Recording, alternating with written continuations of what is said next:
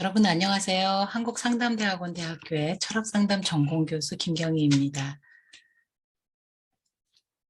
한국상담대학원 대학교는 인문상담이 특성화되어 있는 학교입니다. 우리 학교는 개교 당시부터 상담학의 목표를 이루려면 인간의 존재 가치와 의미를 깊이 탐색하는 인문학적 자기성찰이 필수적이다 라는 인식을 가지고 인문상담학을 발전시켜 왔습니다. 저는 인문상담학 중에서도 주로 동양 철학에 기반한 철학상담을 가르치고 또 연구하고 있습니다. 그리고 나아가서는 철학과 문학, 또 동양과 서양의 인문학 전통을 포괄하는 인문상담의 영역을 확립하는 것을 지향하고 있습니다. 제가 본교에서 맡고 있는 강의로는 동양철학과 상담, 동양철학과 인간이해가 있고요. 또 세부 전공 과목으로 장자와 철학상담, 노자와 철학상담, 동양미학과 인문상담, 인문상담과 글쓰기 등이 있습니다. 오늘은 이 가운데 장자와 철학상담이라는 전공 과목에 대해서 소개해 드릴까 합니다. 장자라는 책은 그 인문학에 관심이 있는 사람이라면 누구나 다 흥미를 가지고 있는 책이죠. 동아시아의 최고의 우화집이자 또 삶의 지혜들로 가득한 철학 고전입니다. 이 장자와 철학 상담이라는 과목은 장자라는 텍스트를 우리를 철학 상담으로 인도하는 안내서로 활용하는 법을 익히기 위한 과목입니다. 장자는 다양한 문학적 양식들을 통해서 철학적 사고와 심리적 경험을 절묘하게 결합시키고 있는데요. 이 점에서 이 강의는 철학과 문학을 아우르는 통합적 인문 상담의 특성을 강화하기 위한 것이기도 합니다. 오늘 이 시간에는 우선 그 철학 상담의 역할을 상기하면서 장자가 어떤 지점에서 철학 상담 텍스트가 될 수 있는지를 말씀드리고자 합니다. 그리고 장자를 보면 그 인간 마음이 갖는 습성들에 대해서 다룬 내용들이 많은데 그중에서도 옳고 그름을 판단하려는 마음에 초점을 맞춰서 장자가 우리를 어떤 자기인식과 자기 성찰로 안내하는지 설명드리겠습니다. 그리고 이런 논의들이 장자 철학의 핵심 키워드라고 할 수 있는 자유, 변화, 소통 이런 개념들과 어떻게 연관이 되고 또 이 주제로 고민하는 분들에게 어떤 통찰을 줄 수 있는지 간단히 짚어보겠습니다. 철학 상담이 어떤 일을 하는지에 대해서는 국내외의 여러 철학 상담 이론가들이 각자의 이론적 배경이나 또 철학사적 기반에 따라서 다양하게 설명을 해왔는데요. 현재 미국에서 활동하고 있는 렌 라하브라고 하는 분은 철학 상담의 목표에 대해서 이렇게 말한 적이 있습니다. 먼저 철학 상담은 사람들이 각자 자신들이 처해 있는 공경과 삶을 철학적으로 검토하게 한다. 그리고 자신과 세계에 대한 철학적 이해를 발전시킨다. 그리고 무엇보다도 편협하고 자기 속에 갇힌 개인적 관점을 넘어서서 자기를 고양시키고 또 지혜에 이르도록 돕는 그런 활동이다라는 것이죠. 라하버는 이런 관점에서 철학 상담과 심리 치료의 차이점에 대해서 언급하기도 합니다. 이분에 따르면 그 대부분의 심리 치료들은 한 개인의 심리적 요소들이나 또 심리적 과정들에 초점을 맞춥니다. 거기에 어떤 문제가 있는지 또는 어떤 장애가 발생했는지를 찾아내서 그걸 교정하는 데 목표를 둔다는 것이죠. 반면에 철학 상담은 그 사람을 현재의 마음 너머로 안내하고 또 그 사람의 마음 외부에 존재하는 새로운 가치들과 새로운 관념들의 풍경 속으로 안내한다고 말합니다.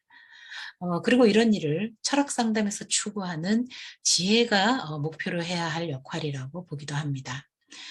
고대 그리스의 플라톤이 이야기했던 유명한 동굴의 우화 있죠. 이 동굴의 우화의 비유를 하자면 철학 상담은 동굴 속에 갇혀 있는 사람들의 그림자를 들여다보면서 그것을 수정하거나 개조하려는 게 아니라 그 그림자들을 넘어서서 사람들을 동굴 밖의 넓은 세계로 안내하려고 한다는 것입니다.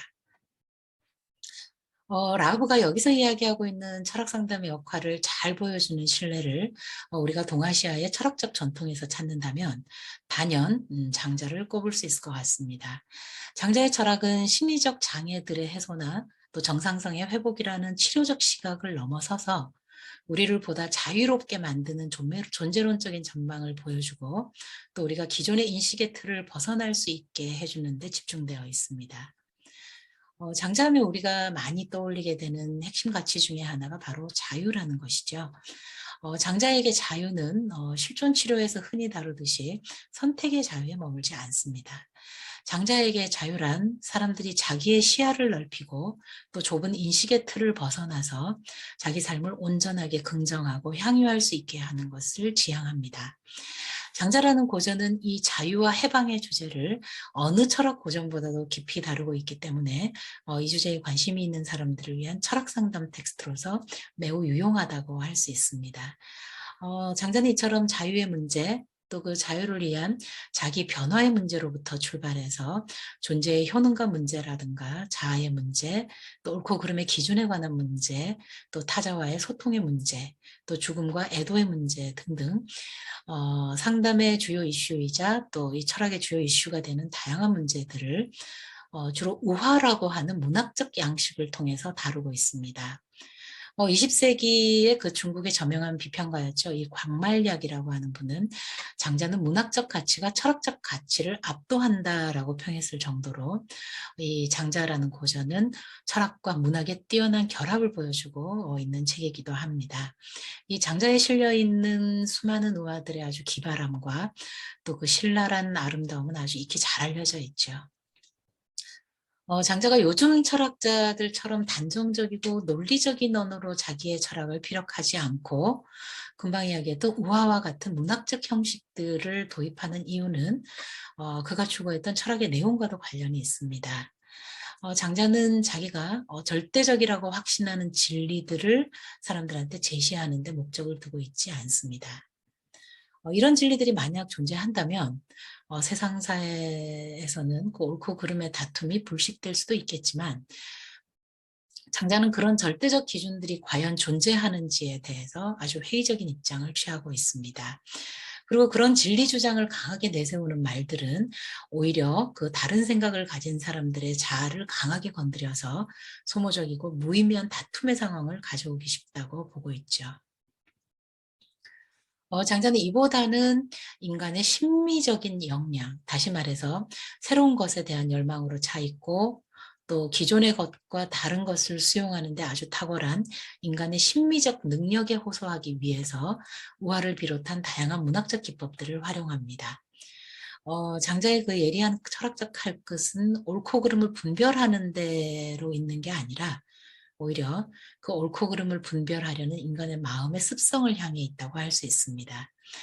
우리가 살면서 무엇이 옳고 또 무엇이 그른지를 판단하는 것은 무척 중요합니다.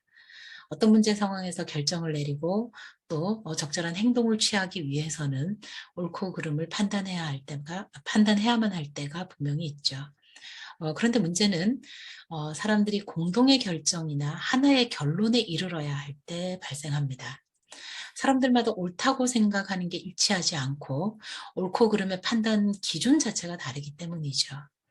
서로 다른 기준을 가진 사람들이 자기 기준을 고수한 채 대화를 하게 되면 그 대화는 공감과 소통을 가져오기보다는 공격과 방어의 다툼으로 빠지기가 쉽죠. 그 다툼이 낳는 감정적 부산물들은 결국 서로에게 상처로 남게 되어 오히려 소통을 더욱더 어렵게 만들기도 합니다. 장자의 재물론 편을 보면 인간의 마음을 전쟁터에 비유한 내용이 있죠. 장자는 우리 마음을 전쟁터로 만드는 것, 마치 그 화살을 쏘아대듯 옳고 그름을 따지려는 습성, 이게 우리 마음을 전쟁터로 만들고 또 마치 맹세라도 하듯이 거기서 내가 꼭 이겨야 한다라고 생각하는 그 고집이 우리 마음을 전쟁터로 만든다고 말합니다. 한번 본문을 읽어보겠습니다. 날마다 우리는 마음을 다투는 데 쓴다. 화살이 활을 떠나듯 발사된다라는 표현은 마음이 옳고 그름을 따져대는 것을 말한다. 맹세라도 한 듯 꼼짝도 하지 않는다라는 표현은 마음이 자신의 승리를 다짐하는 것을 말한다. 가을과 겨울처럼 쇠락해 간다는 것은 마음이 날로 소모되어 가는 것을 말한다. 그리고 죽음에 가까워진 마음은 되돌릴 수가 없다.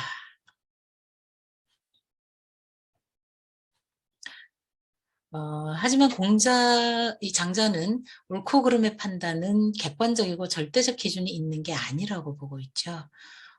누구나 저마다 이미 가지고 있는 주관적 기준이 있고 또 삶에서 굳어져 버린 마음의 잣대가 있어서 그걸 따를 수밖에 없다고 이야기를 합니다. 이렇게 모든 판단은 특정한 기준이나 특정한 맥락, 또 특정한 대상과의 관계 속에서만 상대적 타당성을 가질 뿐이다. 그런 걸 떠나서 절대적 타당성을 갖는 건 없다. 이렇게 보는 입장을 우리는 상대주의라고 부릅니다. 그리고 이 장자는 상대주의자로 아주 널리 알려져 있죠. 장자는 어떤 특정 개인이나 특정 집단의 판단이 절대적으로 옳다고 고집하는 태도, 이걸 우리가 독단주의라고 이야기를 하는데요. 이런 독단주의를 견제하기 위해서 잠정적으로 상대주의를 취합니다. 이 독단주의의 해독제로 상대주의를 활용하는 것, 이걸 철학에서는 방법적 상대주의라고 부르죠. 그런데 장자가 독단적 태도를 멀리하는 근본 이유는 그런 태도가 사람들 사이에 소통을 가로막는다는 데 있습니다. 장자의 궁극적인 관심은 서로 다른 사람, 다른 관심, 다른 기준을 가진 사람들이 만나서 어떻게 소통을 이룰 것인가 하는 데 있죠. 단순히 서로의 다름을 인정하고 존중하는 데 그치지 않습니다. 장자에게 이 소통의 주제는 변화와 자유의 문제와 무관하지 않습니다. 장자에게 변화라는 것은 우물한 개구리가 우물밖 세계로 나아가고 또 강에서 넓은 바다로 또 바다에서 더 넓은 하늘을 향해서 도약을 하듯이 작은 세상에서 더 큰 세상으로 나아가는 과정입니다. 우리 마음이 자유로워질 수 있는 것은 바로 이런 종류의 변화를 통해서이죠. 무엇이 옳고 그른지를 판가름해서 자기가 옳다고 생각하는 것은 고수하고 또 자기가 그르다고 생각하는 것은 버리는 게 아니라 자신의 이 작은 지혜로는 미처 보지 못했던 것을 더 큰 지혜를 통해서 보게 되고 또 그 과정을 겪으면서 자신의 시야와 또 자신이 보는 세계가 넓게 확장되는 경험을 하는 것입니다. 물론 작은 지혜도 지혜입니다. 작은 지혜가 틀린 지혜는 아니죠. 다만 그것으로는 세상의 진실을 조금밖에 보지 못하기 때문에 그 지혜를 딛고 더 큰 지혜로 나아가야 된다는 거죠.